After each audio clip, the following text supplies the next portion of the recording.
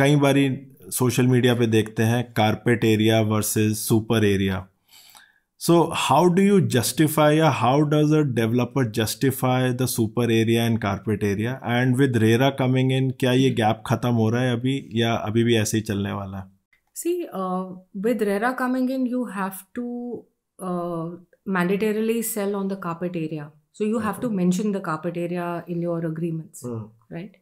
तो आपकी जो भी रेट और सब कुछ आप लिखते हैं, that is a function of the carpet area of whatever real estate you're selling.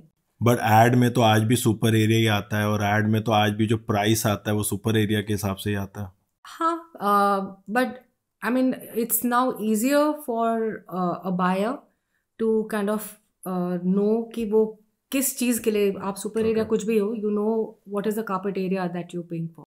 Okay, so वो क्लैरिटी देनी अब मैंडेटरी हो गया. हाँ, एब्सोल्युटली. तो आपके अग्रीमेंट्स में आपको कार्पेट एरिया ही मेंशन करना है as per RERA. But how has this changed in last 20 years? I think 20 साल पहले तो ऐसा कोई कॉन्सेप्ट भी नहीं होता था. एंड कारपेट एरिया जो है वो सुपर एरिया और कारपेट एरिया का डिफरेंस बहुत कम होता था. अब वो बढ़ता ही जा रहा है. तो उसका क्या रीज़न है? Why is carpet area reducing and super area increasing? कई जो प्रोजेक्ट्स हैं उनके अंदर lot of common areas are getting built, है ना. तो a lot of area goes into developing those common amenities for that project, like clubhouse and all these green parks, fancy lobbies and other things. So a lot of area does go into all that, but it is just the general trend at that point in time. तो एक वक्त maybe 10 और 15% का loading होता था when we launched our first residential project, और अब 45 to 50% loading भी स्टैंडर्ड हो गई है. हाँ, इट्स अ स्टैंडर्ड. सो वो अक्रॉस द मार्केट एक स्टैंडर्ड नॉर्म बन गया है. ओके, तो मतलब वो बस एक दूसरे को देख के फॉलो किया जा रहा है, या उसके पीछे लॉजिक भी है कोई? मेरे ख्याल से तो यही लॉजिक है कि कुछ area like I said has gone into the amenities, and it is also the function of the margin that a developer wants to keep. So that it's basically that. But with the corporates also it's the same. अगर मैं बिरला का घर लेने जाऊं, या अगर मैं अदानी का घर लेने जाऊं, वहां पर भी अब वो सेम ही ट्रेंड है.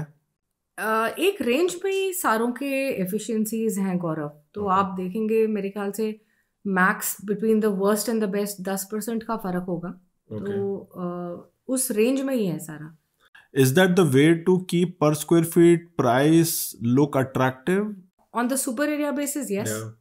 क्योंकि अगर 5 करोड़ का फ्लैट है, क्योंकि प्राइस भी बढ़ते जा रहे हैं, तो is there any way you can calculate, मतलब a client can calculate how is super area calculated? Is there any way? There is no logic for the current efficiencies. There is no formula. मतलब मैं भी अगर if I'm on a developer side, I will never arrive at that. What is the 100% and जिसका मैं 55% दे रही हूँ, नहीं. Okay, but after RERA coming in, at least I think अब ये हो गया है कि अब वो चेंज नहीं हो सकता. पहले तो सुपर एरिया सेलिंग के टाइम पे और डिलीवरी के टाइम पे कई बारी इन्फ्लेट कर दिया जाता था या चेंज कर दिया जाता था.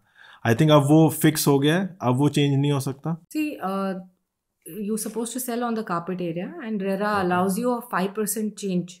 बट वो आप कैलकुलेट कर सकते हो जाके. हाँ, वो तो आप मेजर कर सकते हो एकदम. हाँ. ओके.